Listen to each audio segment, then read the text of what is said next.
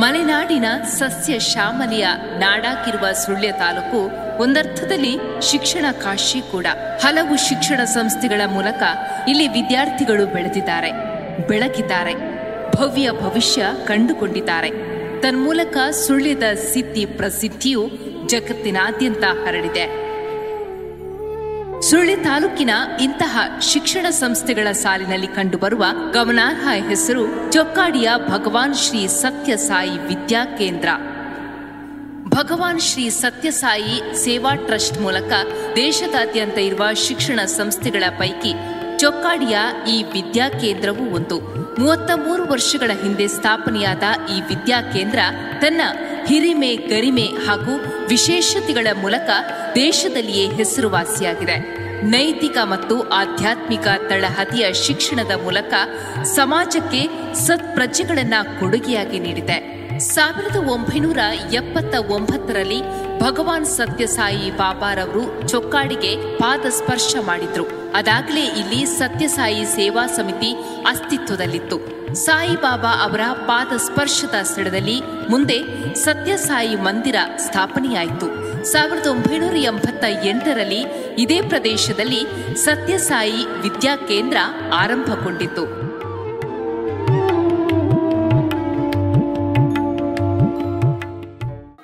1963ನೇ ಇಸ್ವಿಯಲ್ಲಿ ಶ್ರೀ ಸತ್ಯಸಾಯಿ ಸೇವಾ ಸಮಿತಿ ಎಂಬ ಸಂಸ್ಥೆಯಲ್ಲಿ ಸ್ಥಾಪಿಸಲ್ಪಟ್ಟಿತು.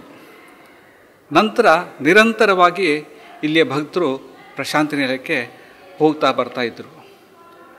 1972ನೇ ಇಸ್ವಿಯಲ್ಲಿ ಇಲ್ಲಿಯ ಭಕ್ತರೆಲ್ಲ ಸೇರಿಕೊಂಡು ಇಲ್ಲಿಂದ ಪುಟ್ಟಪರ್ತಿಯವರೆಗೆ ಪ್ರಥಮವಾಗಿ ಪಾದಯಾತ್ರೆ ಮಾಡಿ ಸಾಮಾನ್ಯ 1 ತಿಂಗಳು ಅಲ್ಲೇ ಇದ್ದು ಅಲ್ಲಿಯ ಸೇವಾ ಕಾರ್ಯಗಳನ್ನೆಲ್ಲ ಮಾಡ್ತಾ ಬಂದರು. 79ನೇ ಇಸ್ವಿ ಜನವರಿ 31ನೇ ತಾರೀಕಿನಂದು ಸ್ವಾಮಿ ಈ ಪುಣ್ಯ ಭೂಮಿ ಚೊಕ್ಕಾಡಿಗೆ ಪಾದನ್ನಿಟ್ಟು ಇಲ್ಲಿಯ ಭಕ್ತರನ್ನು ಹರಿಸುವುದಲ್ಲದೆ ಇಲ್ಲಿಯ ಮಂದಿರಕ್ಕೆ ಶಿಲಾನ್ಯಾಸ ಸ್ವರ್ಣ ವಟವತ್ರವನ್ನು ಸೃಷ್ಟಿಸಿ ಮಾಡಿದರು.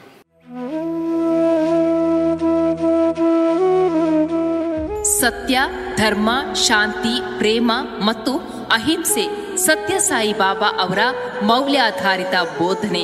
ಇದೇ ತಳಹದಿಯಲ್ಲಿ ಈ ವಿದ್ಯಾಕೇಂದ್ರವು ಆರಂಭಗೊಂಡು ಮುನ್ನಡೀತಾಯಿತು. ಈ ಮೌಲ್ಯಗಳನ್ನು ಸಮಾಜದಲ್ಲಿ ಬಿತ್ತರಿಸುವ ಕಾರ್ಯ ಮಾಡುತ್ತಿದೆ.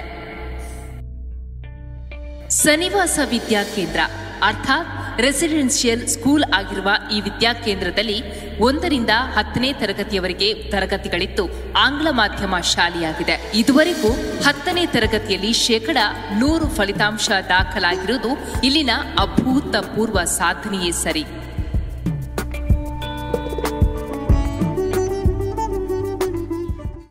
ಯಾವುದೇ ಒಂದು ಅಡ್ವರ್ಟೈಸ್ಮೆಂಟ್ ಇಲ್ಲದೆ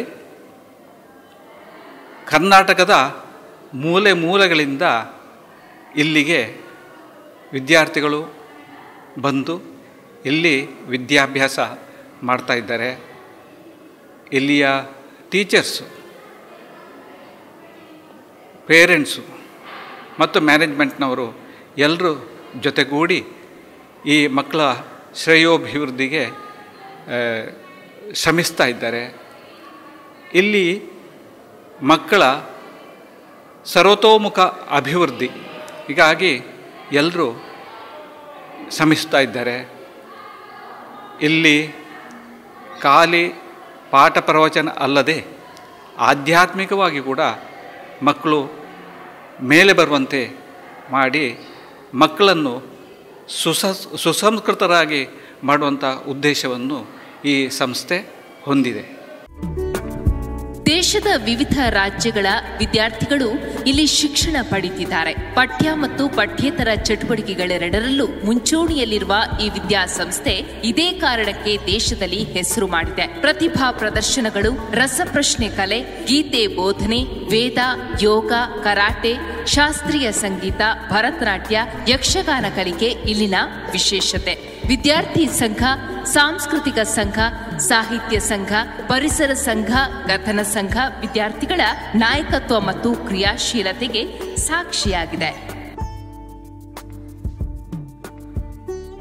ಇಲ್ಲಿ ಆಧ್ಯಾತ್ಮಿಕವಾಗಿ ಅಥವಾ ಶೈಕ್ಷಣಿಕವಾಗಿ ಕೂಡ ನಮ್ಮ ಶಾಲೆ ತುಂಬ ಪ್ರಗತಿಯನ್ನು ಹೊಂದಿದೆ. ಯಾಕೆಂತೇಳಿದರೆ ನಮ್ಮ SSLC ಫಲಿತಾಂಶವನ್ನು ನೋಡಿದಾಗ ನಾವು ಈ ತನಕವೂ 100ಕ್ಕೆ 100 ಫಲಿತಾಂಶದಿಂದ, ಅದೂ ಅಲ್ಲದೆ ಹೆಚ್ಚಿನ ಸಂಖ್ಯೆಯಲ್ಲಿ ಡಿಸ್ಟಿಂಕ್ಷನ್ ಪಡೆದು 100% ಫಸ್ಟ್ ಕ್ಲಾಸ್ನಲ್ಲಿ ನಮ್ಮ ಶಾಲಾ ವಿದ್ಯಾರ್ಥಿಗಳು ಹೊರಬರ್ತಾ ಇದ್ದಾರೆ. ಇದಕ್ಕೆ ಸ್ವಾಮಿಯ ಅನುಗ್ರಹ ಕೂಡ ಇದೆ. ಇದರಿಂದಾಗಿ ಮಕ್ಕಳು, ಹೆತ್ತವರು ನಮ್ಮ ಶಾಲೆಗೆ ಬರ್ತಾ ಇದ್ದಾರೆ. ನಮ್ಮ ವಿದ್ಯಾರ್ಥಿಗಳಲ್ಲಿ ಹಲವಾರು ಎಲ್ಲ ಫೀಲ್ಡ್ನಲ್ಲಿ ಕೂಡ ಇವತ್ತು ಮುಂದುವರಿದಿದ್ದಾರೆ. ನಮ್ಮ ಹಳೆ ವಿದ್ಯಾರ್ಥಿಗಳು ಇವತ್ತು ನಮ್ಮನ್ನು ವರ್ಷಕ್ಕೊಮ್ಮೆ ಭೇಟಿ ಮಾಡಿದಾಗ ನಮಗೆ ಬಹಳ ಸಂತೋಷ ಆಗ್ತದೆ. ಎಷ್ಟೋ ಜನ ಎಂಜಿನಿಯರ್ಸ್ ಆಗಿದ್ದಾರೆ, ಎಷ್ಟೋ ಜನ ಡಾಕ್ಟರ್ಸ್, ಅದರಲ್ಲಿ ಕೂಡ ಸ್ಪೆಷಲೈಸ್ಡ್ ಡಾಕ್ಟರ್ಸ್ ಆಗಿದ್ದಾರೆ. ಅದು ಅಲ್ಲದೆ IAS ಕೂಡ ಪಾಸ್ ಮಾಡಿದ ವಿದ್ಯಾರ್ಥಿಗಳಿದ್ದಾರೆ. ಹಾಗೂ ಆ ಮಕ್ಕಳೆಲ್ಲ ಇಲ್ಲಿ ನಮ್ಮಲ್ಲಿ ಬಂದಾಗ ನಮ್ಮ ಒಂದು ಶ್ರಮಕ್ಕೆ ಅವರು ನೀಡಿದಂಥ ಗೌರವ ಅಥವಾ ಒಂದು ಸಂತೋಷವನ್ನು ನಮಗೆ ನೀಡ್ತಾ ಇದೆ. ಪ್ರತಿ ವರ್ಷದ ಡಿಸೆಂಬರ್ ತಿಂಗಳ 3ನೇ ಶನಿವಾರ ಇಲ್ಲಿ ನಡೆಯುವ ಸಾಂಸ್ಕೃತಿಕ ವೈಭವ, ಪ್ರತಿಭಾ ಪ್ರದರ್ಶನ ಇಲ್ಲಿನ ವಿದ್ಯಾರ್ಥಿಗಳ ಪ್ರತಿಭಾ ಸಂಪನ್ನತೆಯ ದ್ಯೋತಕವಾಗಿದ್ದು, ಅಂದು ಗಂಟೆಗಟ್ಟಲೆ ಭವ್ಯ ಭಾರತದ ಇತಿಹಾಸ ಮತ್ತು ಸಂಸ್ಕೃತಿಯ ಅನಾವರಣವಾಗುತ್ತದೆ. ಬೆಳಿಗ್ಗೆ 5:05 ಇಲ್ಲಿನ ವಿದ್ಯಾರ್ಥಿಗಳ ದಿನಚರಿ ಆರಂಭವಾಗುತ್ತದೆ. 5:20ರಿಂದ 5:45 ಸುಪ್ರಭಾತ, 5:45ರಿಂದ 6:15 ಯೋಗಾಸನ ವ್ಯಾಯಾಮಗಳಿರುತ್ತದೆ.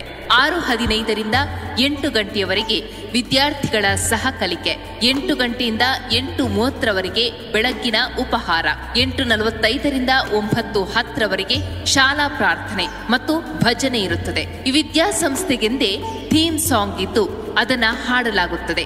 9:25ರಿಂದ 12:15 ಪೂರ್ವಾಹ್ನ ಅವಧಿಯ ತರಗತಿ, 12:15ರಿಂದ 1 ಊಟದ ವಿರಾಮ, 1:15ರಿಂದ 4 ಅಪರಾಹ್ನದ ತರಗತಿಗಳು, 4 ಗಂಟೆಯಿಂದ 4:30 ಸಂಜೆಯ ಉಪಹಾರದ ಅವಧಿಯಾಗಿದ್ದು, 4:30ರಿಂದ 5:40 ಕ್ರೀಡಾಭ್ಯಾಸದ ಸಮಯವಾಗಿದೆ. 6 ಗಂಟೆಯಿಂದ 6:20 ಸಂಜೆಯ ಭಜನಾ ಕಾರ್ಯಕ್ರಮವಿದ್ದು, 6:30ರಿಂದ 8:20 ಅಭ್ಯಾಸದ ಸಮಯವಾಗಿದೆ. 8:30ರಿಂದ 9 ರಾತ್ರಿ ಭೋಜನ, ನಂತರ 9:30ರಿಂದ ವಿಶ್ರಾಂತಿ. ಹೀಗೆ ನಿಯಮಿತವಾಗಿ ನಡೆಯುವ ಈ ವಿದ್ಯಾಕೇಂದ್ರ ಈ ಕಾರಣಕ್ಕೆ ಶಿಸ್ತಿನ ಕೇಂದ್ರವೂ ಆಗಿದೆ.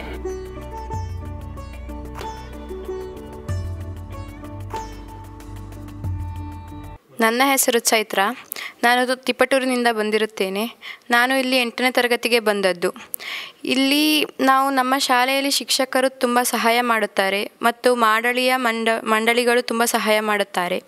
ಮತ್ತು ನಾವಿಲ್ಲಿ ಪುಸ್ತಕದ ಅಧ್ಯಯನ ಬಿಟ್ಟು ಮಾನವೀಯ ಮೌಲ್ಯಗಳಾದ ಸತ್ಯ, ಧರ್ಮ, ಶಾಂತಿ, ಪ್ರೇಮ, ಅಹಿಂಸೆಯನ್ನು ಕಲಿತಿದ್ದೇವೆ. ಮತ್ತು ಇಲ್ಲಿ ಪೇರೆಂಟ್ಸ್ ಮೀಟಿಂಗ್ ದಿನದಂದು ನಾವು ಪೋಷಕರ ಬಂದ ಕೂಡಲೇ ನಾವು ಅವರ ಆಶೀರ್ವಾದ ತೆಗೆದುಕೊಳ್ಳುತ್ತೇವೆ. ಆದರೆ ಈ ಡಿಸಿಪ್ಲಿನ್ ಬೇರೆ ಯಾವ ಶಾಲೆಯಲ್ಲೂ ಇಲ್ಲ. ಹಾಗೂ ನಾವು ಇಲ್ಲಿ ಸರ, ಬಳೆ, ಹಣೆಬಟ್ಟನ್ನು ಇಟ್ಟು ಹಳೆಯ ಪ್ರಾಚೀನ ಕಾಲದ ಶಿಸ್ತನ್ನು ಪಾಲಿಸುತ್ತೇವೆ. ಇಲ್ಲಿಂದ ಅಧ್ಯಯನ ನಡೆಸಿ ಹೋದ ನೂರಾರು ವಿದ್ಯಾರ್ಥಿಗಳು ಇಂದು ಸಮಾಜದ ಬೇರೆ ಬೇರೆ ರಂಗಗಳಲ್ಲಿ ಪಾರಮ್ಯ ಮೆರೆದಿದ್ದಾರೆ. IAS, KAS ಪಡೆದು ಉದ್ಯೋಗದಲ್ಲಿದ್ದಾರೆ, ವಿಜ್ಞಾನಿಗಳಾಗಿದ್ದಾರೆ. ನಾನು ಭಗವಾನ್ ಶ್ರೀ ಸತ್ಯಸಾಯಿ ವಿದ್ಯಾಕೇಂದ್ರ ಚೊಕ್ಕಾಡಿ ಇಲ್ಲಿಯ ಹಳೆಯ ವಿದ್ಯಾರ್ಥಿಯಾಗಿದ್ದೇನೆ. ಇಲ್ಲಿ ಸಾವಿರಾರು ವಿದ್ಯಾರ್ಥಿಗಳು ಶಿಕ್ಷಣ ಪಡೆದು ಇಂದು IAS ಇರ್ಬೋದು, IPS ಇರ್ಬೋದು, ವೈದ್ಯರಿರ್ಬೋದು, ಇಂಜಿನಿಯರ್ಸ್ ಇರ್ಬೋದು, ಹೀಗೆ ಹಲವಾರು ಕ್ಷೇತ್ರಗಳಲ್ಲಿ ಸೇವೆ ಸಲ್ಲಿಸುತ್ತಿದ್ದಾರೆ. ಇದೊಂದು ಉತ್ತಮ ಶಿಕ್ಷಣ ಸಂಸ್ಥೆ. ಈ ಶಿಕ್ಷಣ ಸಂಸ್ಥೆಯಲ್ಲಿ ಶಿಕ್ಷಣದ ಜೊತೆಗೆ ಸಂಸ್ಕಾರವನ್ನು ಕಲಿಸಿಕೊಡಲಾಗುತ್ತದೆ. ಇಂದು ನನ್ನ ಮಗ ಕೂಡ ಈಗ 6ನೇ ತರಗತಿಯಲ್ಲಿ ಇದೇ ಶಾಲೆಯಲ್ಲಿ ವಿದ್ಯಾಭ್ಯಾಸವನ್ನು ಮಾಡ್ತಾ ಇದ್ದಾನೆ. ನಾವೆಲ್ಲರೂ ಈ ಶಿಕ್ಷಣ ಸಂಸ್ಥೆಯ ಅಭಿವೃದ್ಧಿಗೆ ಕೈ ಜೋಡಿಸೋಣ. ನನ್ನ ವಿದ್ಯಾರ್ಥಿ ಜೀವನಕ್ಕೆ ಭದ್ರ ಬುನಾದಿಯನ್ನು ಹಾಕಿಕೊಟ್ಟಿರುವುದು ಶ್ರೀ ಸತ್ಯಸಾಯಿ ವಿದ್ಯಾಕೇಂದ್ರ ಚೊಕ್ಕಾಡಿ. ಇದು ಮೌಲ್ಯಾಧಾರಿತ ಶಿಕ್ಷಣಕ್ಕೆ ಹೆಸರುವಾಸಿಯಾಗಿರುವುದರಿಂದ ಕರ್ನಾಟಕದ ಮೂಲೆ ಮೂಲೆಗಳಿಂದ ವಿದ್ಯಾರ್ಥಿಗಳು ಬಂದು ವಿದ್ಯಾಭ್ಯಾಸ ಮಾಡಿರುತ್ತಾರೆ. ನಾನಿಲ್ಲಿ 1ನೇ ತರಗತಿಯಿಂದ 10ನೇ ತರಗತಿವರೆಗೂ ಓದಿರುತ್ತೇನೆ. ನಾನು ಓದುವ ಸಂದರ್ಭದಲ್ಲಿ ಸರಿಸುಮಾರು 700 ವಿದ್ಯಾರ್ಥಿಗಳು ಇಲ್ಲಿ ಓದುತ್ತಿದ್ದರು. ಇದು ಪುಟ್ಟ ಹಳ್ಳಿಯಲ್ಲಿದ್ದರೂ ಕೂಡ ಆಧುನಿಕ ಶಿಕ್ಷಣವನ್ನು ನೀಡುತ್ತಾ ಬಂದಿದೆ.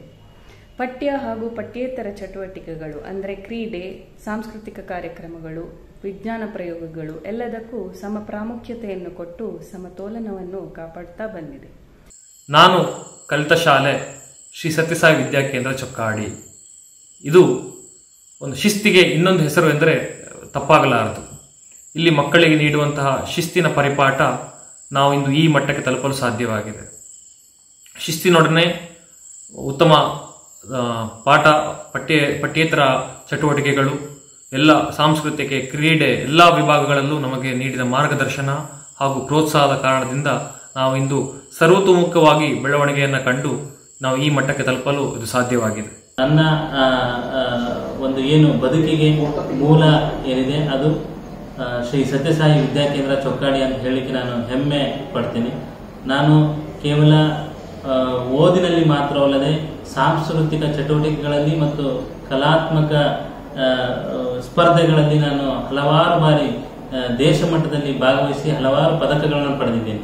ಇದೆಲ್ಲದಕ್ಕೂ ಮೂಲ ಕಾರಣ ಹಾಗೂ ನನ್ನ ಜೀವನಕ್ಕೆ ಭದ್ರ ಬುನಾದಿ ಹಾಕಿಕೊಟ್ಟದ್ದು ಶ್ರೀ ಸತ್ಯಸಾಯಿ ವಿದ್ಯಾಕೇಂದ್ರ ಚೊಕ್ಕಾಡಿ.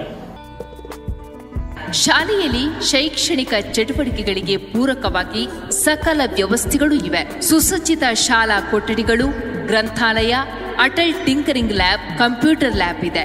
ಸುಸಜ್ಜಿತವಾದ ಕ್ರೀಡಾಂಗಣವಿದ್ದು ಉಳಿದ ಕಡೆಗಳಿಂದ ಭಿನ್ನವಾಗಿ ಬಾಸ್ಕೆಟ್ಬಾಲ್ ಮತ್ತು ಟೇಬಲ್ ಟೆನ್ನಿಸ್ ಕೋರ್ಟ್ಗಳು ಇವೆ.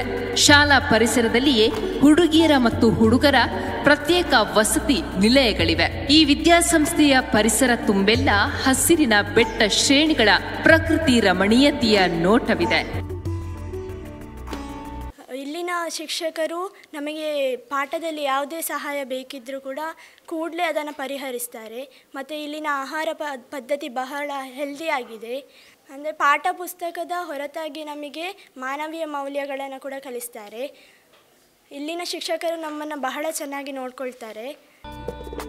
ವಿದ್ಯಾಕೇಂದ್ರದ ಸುಸೂತ್ರ ಆಡಳಿತ ನಿರ್ವಹಣೆಗಾಗಿ ಆಡಳಿತ ಮಂಡಳಿ ಇದ್ದು ಪ್ರಸ್ತುತ ಲಕ್ಷ್ಮೀನಾರಾಯಣ ಕೋಟೆ ಅಧ್ಯಕ್ಷರಾಗಿ, ಎಸ್ ಸಾಯಿ ಪ್ರಸಾದ್ ಕಾರ್ಯದರ್ಶಿಯಾಗಿ, ಮಹಾಬಲೇಶ್ವರ ಕಾಂಜೋಡು ಖಜಾಂಚಿಯಾಗಿ, ಕೆ ಸೂರ್ಯನಾರಾಯಣ ಕೋಟೆ ಸಂಚಾಲಕರಾಗಿ 5 ಮಂದಿ ಸದಸ್ಯರಾಗಿ ಸೇವೆ ಸಲ್ಲಿಸ್ತಾ ಇದ್ದಾರೆ. ಗುಣಶೇಖರ ಭಟ್ ಮುಖ್ಯ ಶಿಕ್ಷಕರಾಗಿ ಸೇವೆ ಸಲ್ಲಿಸ್ತಾ ಇದ್ದು ಪರಿಣಿತ ಶಿಕ್ಷಕರ ಸಂದೋಹವೇ ಇಲ್ಲಿದೆ.